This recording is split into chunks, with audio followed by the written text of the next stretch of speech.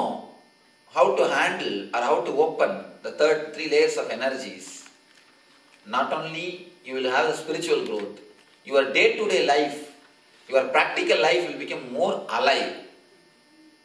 Now you can see, once it is evening 8 o'clock, you are over, finished. Anything after 8 o'clock looks like hell. And our whole life, you can see how many times we suffer due to lack of energy. So many things we don't enjoy or we don't live. Why? Lack of energy. Already you are tired or you are bored. The lack of energy is a big curse for the humanity. It's actually a big curse. Lack of energy is the main reason for stress. Stress will have no meaning if you know how to work on the third, the Vishuddhi chakra, the Vishuddhi center. How this energy center gets locked? Why you don't use? There are two kinds of ego: aggressive ego and passive ego. Aggressive ego is the thing which says, I am this, I am that, I am big, which makes you feel something more than what you are, which continuously says, I am this, I am this, I am this. That's aggressive ego.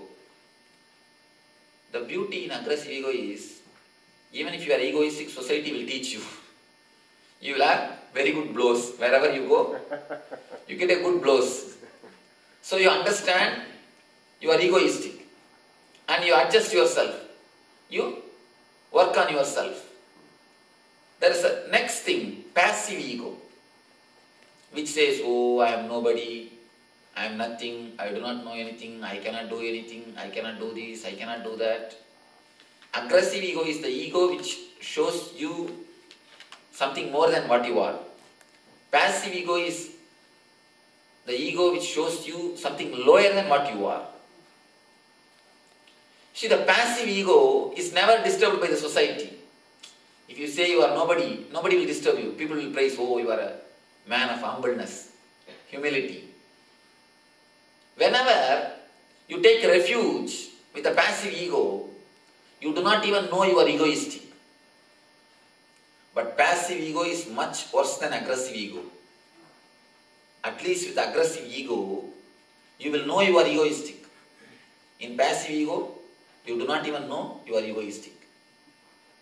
Passive ego is the wall of fear. Passive ego is the wall of the boat jetty. You have your own idea about yourself, low self-esteem.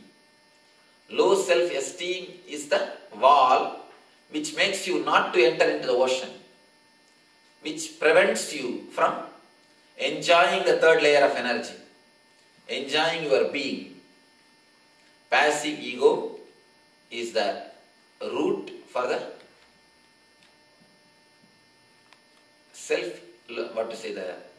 low self-esteem or comparison, jealousy. Comparison and jealousy are the byproducts of low self-esteem. Once you understand you are something more than what you think, you are really something far, far, far beyond than what you imagine, you will never have jealousy or comparison. Because you know there is enough in the world for everyone. There is no need to have jealousy or comparison. Jealousy or comparison locks this chakra. When you understand you are unique, you are something far, far beyond than what you imagine as you are. As of now, we have our own boundary. Mentally, you have an idea about you. The idea which is given to you by others about you. Actually, you do not know who you are. If somebody says you are beautiful, you catch that idea. If somebody says you are a good person, you catch that. If somebody says you are talkative, you catch that. If somebody says you are a good mother, you catch that. Whomsoever has given certificates to you, you collect all those certificates. And what you do? You create an imagination about yourself. Idea about yourself. So the imagination or the idea about yourself is just nothing but the boat jetty wall, the low self-esteem. This low self-esteem is the ego or the wall which resists you from enjoying the ocean. You can see in thousands of places you take decisions comparing with others. I tell you one thing, whenever you take decision comparing with others, you end up only in foolishness. The greatest problem in the rat race is, even if you win, you are a rat. You are nothing more than a rat. Mark these words, have it in your bedroom. The greatest problem in the rat race is, even if you win, you are a rat. You are the faster rat. That's all. Nothing more than that. But surely you are not a rat. You are something far, far superior than what you imagine as you are. A small story. What all the foolishness we do if we compare and decide. If you are jealous of others. So many times you can see, even you can scan your life. Just because your brother has done this, you will try to do that and end up in failure. Not only failure, foolishness. Just because your sister has done that, you will start doing that. Then where you will end up? In foolishness. You will look fool.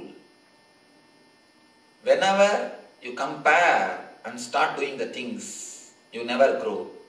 People ask me, Swamiji, should we not compare with our higher ideals? I tell you, whenever you compare and work, you will grow only as they have grown, not as you are. Compare with yourself and grow, then you will grow in a unique way. You will not grow as they have grown. If you compare and grow, even if you grow, you will not have the satisfaction that you lived your life. Because you are living their life.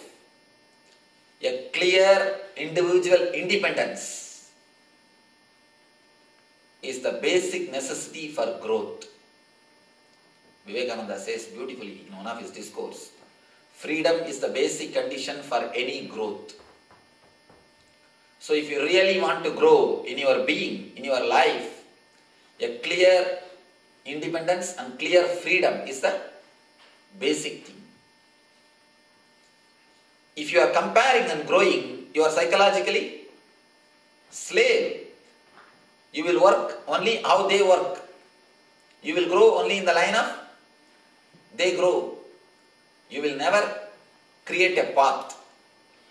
You will only be traveling the other's path. Yes. Where do you make the difference between, say, comparing and learning from someone? Why? Like, how do you make the difference between comparing with someone and trying to do it, or learning from someone and trying to do it? In learning, you will have your creativity. You will learn only the basic line. You will have your creativity. In comparing, totally you will be copying, only you will have your name, nothing else. But in learning, you will have totally your style, way. That is the basic thing. You can very clearly scan and you can differentiate and see. Whenever you compare and work, even if you accomplish some achievement, you will not feel the satisfaction that you achieved. You will not feel the bliss in your being that you achieved. If you work on your own, if you learn and do it, even a small thing will give a tremendous satisfaction.